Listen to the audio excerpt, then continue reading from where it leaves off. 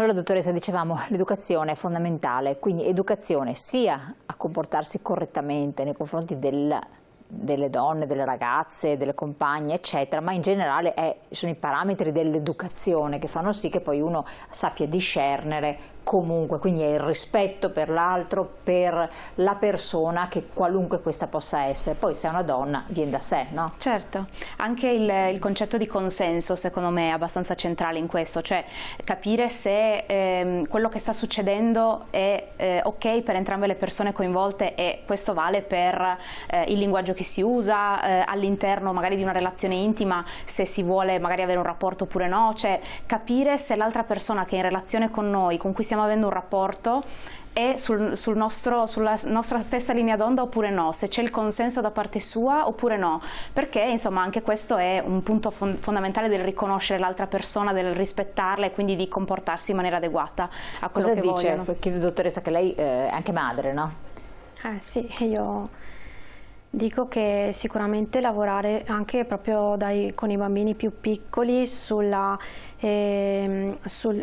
stereotipi, come noi facciamo, sul fatto di anche comunicare ai bambini e alle bambine che non c'è differenza nei comportamenti, nel senso che non è che i bambini devono essere forti, aggressivi o impulsivi solo perché sono nati maschi e le bambine invece docili, dolci e accondiscendenti perché sono femmine. Questo è importantissimo da comunicare e da insegnare. Purtroppo invece vedo che molti di questi stereotipi ancora permangono, perché soprattutto nei maschi c'è questa aspettativa sempre sociale molto forte, che se un maschio è aggressivo è un maschio, altrimenti non lo è, e quindi viene anche un po' giustificata questa sua aggressività. E io insomma su questo mi faccio tante domande anche su come bisognerebbe maggiormente incidere, perché non è solo dicendolo che poi, o comunque facendo percorsi spot nelle scuole, sì, esatto, bisognerebbe proprio cambiare il nostro modo di vedere gli atteggiamenti,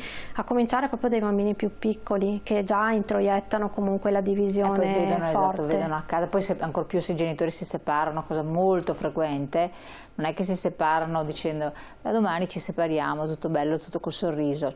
Ci sono dietro dei litigi, a volte anche volano parole o gesti pesanti, quindi questo è un altro aspetto, cioè un trauma esiste. Come rispondono i giovani a quello che voi raccontate nelle scuole? Cosa cogliete? Allora, c'è molta curiosità, nel senso che spesso e volentieri quando noi gli insegniamo a riconoscere la violenza, quindi che cosa è una forma di violenza, spesso quello che ci restituiscono è che sono delle cose che hanno già vissuto, che hanno già provato anche nelle loro relazioni più giovani, insomma, sin dalle primissime, per cui di fatto, sì, come si diceva anche prima, è una forma di violenza, è un fenomeno che colpisce veramente donne e ragazze di tutte le età e a prescindere, diciamo, dalla condizione sociale. C'è anche bisogno di una risposta: che cosa posso fare se subisco violenza, che cosa posso fare se invece una mia amica mi racconta qualcosa di questo tipo, quindi dare degli strumenti sul territorio a cui possono accedere per appunto trovare un percorso. Cosa si può fare? Diciamolo, perché visto che siamo in questo, abbiamo l'opportunità, no? Tanto vale dare dei suggerimenti. Sì, il centro antiviolenza è aperto a tutte le donne dai 18 anni in poi. Si possono rivolgere a noi le donne e le ragazze chiaramente che subiscono violenza, anche solo per chiedere un'informazione, anche per chiedere secondo voi quello che sto subendo è violenza oppure no, perché c'è anche molto questa difficoltà di riconoscerla anche quando la si prova sulla propria pelle. E poi anche per le ragazze più piccole, per avere delle informazioni, per sapere a chi rivolgersi, per sapere appunto se possono avere un aiuto ed eventualmente da chi. Invitiamo a chiamarci. Il numero verde per la provincia di Padova è 800 81 46 81 e insomma siamo a disposizione per dare informazioni e per accoglierle. Chi è che lavora al centro? Quindi queste persone chi si troveranno davanti? Che tipo di esperienza possono avere? Poi in che modo entrano in gioco anche eventualmente le forze dell'ordine? Quando ci sono casi che devono essere denunciati, ma se la persona è reticente, insomma, spieghiamo un po' i meccanismi. Sì, al nostro centro intanto siamo tutte donne. e siamo tutte operatrici formate sul fenomeno della violenza con diverse professionalità.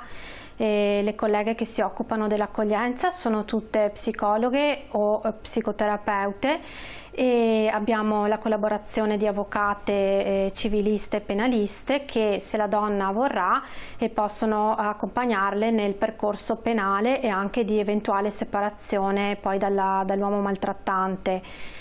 Lavoriamo in rete con tutti i servizi del territorio, quindi siamo in rete con le forze dell'ordine, quindi possiamo accompagnare anche fisicamente le donne poi a sporgere querela e anche sostenerle proprio nella ricostruzione della storia di violenza, che a volte può essere molto, molto pesante anche dal punto di vista emotivo.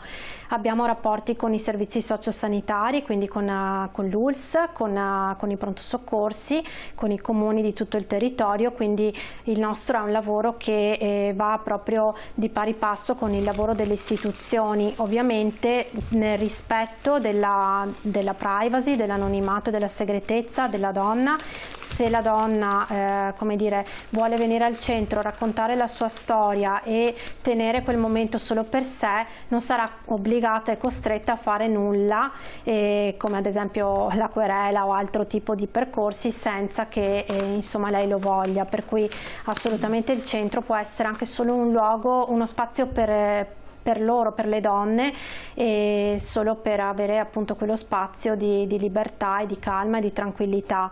Però nel caso in cui si volesse poi sporgere querela o altri tipi di percorsi, noi siamo al fianco della donna per intraprendere insomma qualsiasi percorso la donna Ecco, noi abbiamo dei decida. dati abbastanza eclatanti, perché solo il 63% delle donne che sono state uccise, quindi veramente pochissime, aveva mai in precedenza denunciato qualsiasi fatto, episodio violento, quando poi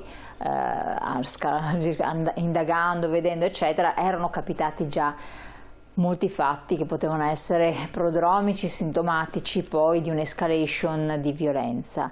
Riscontrate anche voi questo? Perché c'è questa paura, questa diffidenza, questo fatto che non avvengono a denunciare? Beh, un po' nel nostro centro una donna su 4 sporge querela e i dati nazionali ci dicono che circa il 27% delle donne denuncia la violenza subita, quindi dati molto bassi e che rispecchiano poi anche il dato dei femminicidi.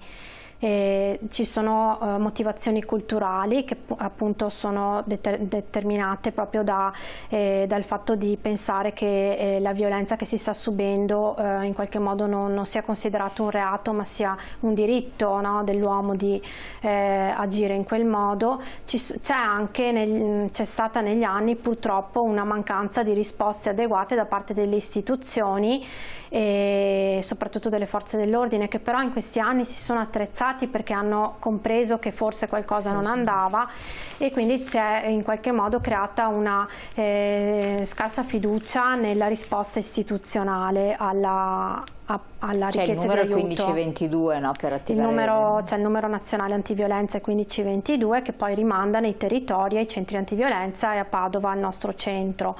Però ecco, diciamo che nel nostro osservatorio nel territorio di Padova, dal punto di vista delle forze dell'ordine, anche se con piccole differenze, però la risposta è adeguata, nel senso che c'è una risposta corretta e le donne vengono comprese, ascoltate, vengono accompagnate, a volte addirittura vengono accompagnate al nostro centro e si comincia un percorso insieme. Però ecco, a livello diciamo italiano non è tutto scontato. Così, esatto, e permangono ancora forti mancanze proprio nel sistema di protezione. Quello che un po' secondo noi in qualche modo dovrebbe essere migliorato è a questo punto la parte della giustizia, cioè il miglioramento delle competenze di chi si occupa poi nella giustizia di portare avanti il procedimento penale o il procedimento civile, in particolare nel momento in cui si tratta di decidere la custodia dei bambini e delle bambine, dei figli. Tutte queste mancanze, queste diciamo, questa mancanza anche di competenza nelle aule di giustizia è stata denunciata anche proprio sia dall'indagine che hai prima citato tu, che è della Commissione Femminicidio del Senato, ma anche dall'organismo che dovrebbe monitorare la Convenzione di Istanbul nel nostro paese. Sì. Quindi non lo diciamo noi come centri antiviolenza, lo dicono proprio le istituzioni, quindi se lo dicono tra loro che dovrebbero migliorare questa competenza, perché ancora le donne nei tribunali subiscono quella che viene chiamata vittimizzazione secondaria, quindi vittime sì, dal maltrattante e ancora una volta poi dalle istituzioni. Quindi sempre una forma di responsabilità. Dottoressa, lo chiedo anche a lei, si è parlato appunto di altre vittime silenti in molto caso, che sono i figli, no? Assistono al perpetrarsi di violenze psicologiche, fisiche eccetera, poi potrebbero diventarne autori essi stessi una volta cresciuti, perché crescere in un ambiente difficile può portare delle cicatrici, portare anche dei segni, e a volte sono loro stessi vittima, no, della violenza che viene perpetrata da danni della madre e poi li può coinvolgere in qualche modo. E loro come vengono seguiti? Cioè potrebbero essere coloro che denunciano, no? Che danno una mano alla genitrice a uscirne, o no? Cosa succede? Guardi, nella nostra esperienza a scuola è capitato diverse volte che delle ragazze o dei ragazzi ci dicessero: questo forse è quello che succede a casa, che cosa posso fare? Davvero? Per cui in realtà i ragazzi e le ragazze, ma anche i bambini e le bambine assorbono, osservano e spesso anche hanno modo, appunto anche in occasione degli incontri, di scoprire che cosa sta succedendo. I minori figli delle donne che si rivolgono a noi fanno un percorso insieme ai servizi sociali, quindi sono seguiti da tutto l'apparato, diciamo, statale, istituzionale, insieme alle madri che seguiamo chiaramente noi, però sì, in effetti il loro ruolo non è secondario, sia a livello di appunto della violenza che subiscono, la chiamiamo violenza assistita, cioè il fatto di assistere o comunque non necessariamente essere presenti nel momento della violenza, ma come diceva, vivere in una situazione familiare, in un contesto che non è sereno e che chiaramente ha delle ripercussioni anche sul loro benessere. Ecco, ci sono delle strutture che sono delle case rifugio, no? Che tra l'altro sono state anche incrementate, se non erro, sono state stanziate, dovrebbero essere ulteriormente stanziati dei finanziamenti. Sono importanti perché sono dei luoghi nascosti dove le persone possono almeno trovare rifugio per un primo periodo, poi però devono tornare nella società. Ed è là che entra in gioco anche la giustizia che lei diceva, perché poi se la persona che anche eventualmente è stata in carcere poi esce, continua a mantenere le informazioni su dove questa donna è andata o dove tornerà ad essere, eccetera, sono delle parentesi, no? Cosa bisognerebbe fare, oppure cosa possono fare queste donne? Cioè cambiare identità, perché veramente alcune sono soggiogate da quest'ansia, dall'angoscia. Sì, le case rifugio sono sicuramente un luogo importante per le donne, una momentanea copertura. Sì, una momentanea che purtroppo però nella nostra esperienza dura anche diversi anni. Questo noi lo denunciamo da sempre, nel senso che i percorsi nelle case rifugio, proprio a causa intanto dell'indeterminatezza dei percorsi giudiziari, ma anche a causa di una mancanza di risposte nel territorio. Pensiamo a donne che hanno bisogno di rientrare anche ad esempio nel mondo del lavoro e che non trovano lavoro perché magari si trovano mamme single con i bambini appunto a cui devono i cui bisogni devono insomma soddisfare e non avendo più nessun tipo di aiuto dalla parte del padre dei bambini. Quindi sono donne che si trovano veramente da sole. Per noi l'ostacolo principale è proprio la fuoriuscita dalle case rifugio, perché molte di queste donne faticano a trovare un lavoro e sappiamo un po' il contesto anche come insomma lavorativo delle donne in generale com'è, molto critico, e faticano ad esempio come conseguenza della mancanza di lavoro anche a trovare chi possa dare loro una casa in affitto, nel senso che noi a volte magari abbiamo donne con lavori magari precari o comunque non stabili, che possono contare su un reddito ma non in una casa, perché i contratti d'affitto richiedono appunto una stabilità, giustamente una stabilità economica, quindi si entra in un circolo. Se poi entrano, ma portare una casa in affitto una donna con un bambino vuol dire che se non è in grado di pagare resta dentro perennemente, quindi è un circolo vizioso. Esatto.